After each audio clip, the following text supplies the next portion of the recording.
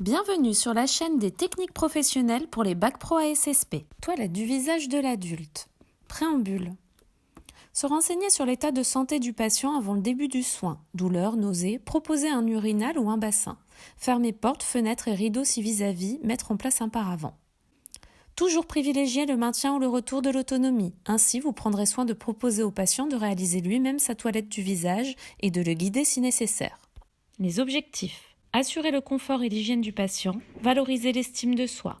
Le matériel, une bassine, une serviette, un gant de toilette, 2 haricots, un plateau, 5 compresses non stériles, une solution bain de bouche, une brosse à dents, du dentifrice, un verre d'eau, une pipette de sérum physiologique, des compresses stériles, une crème hydratante, une brosse. Le soin. Frapper à la porte, mettre la présence. Organisez l'environnement du patient pour effectuer votre soin dans des conditions optimales.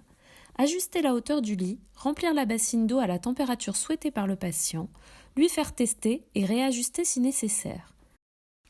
Le visage. Installez la serviette autour du cou du patient. Humidifiez le gant de toilette, pliez-le en deux, nettoyez le visage. Le front de tempe à tempe, les joues, le nez, le menton et le cou, en prenant soin de retourner votre gant entre chaque étape. Rincez le gant, passez sur les oreilles. Séchez en tamponnant. Les yeux.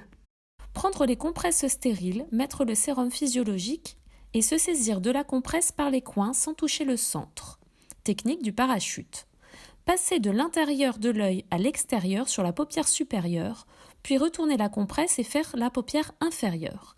Réalisez le même geste sur l'autre œil autant de fois que nécessaire en changeant de compresse et sans repasser en arrière. En cas de conjonctivite, mettre des gants. Les oreilles. Passez une compresse non stérile sèche sur le pavillon de l'oreille, la retourner et passer à l'entrée du conduit auditif. Les cheveux.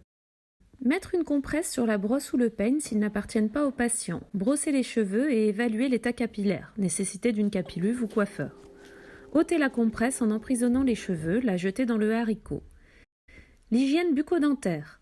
Brosser les dents du patient en prenant garde à ne pas déclencher de réflexes nauséeux.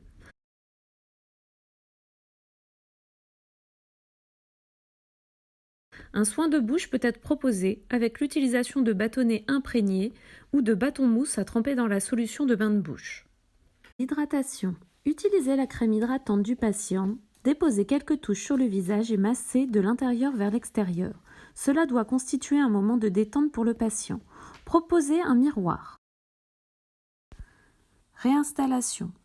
Baissez la hauteur du lit et réaménagez l'environnement selon les envies du patient.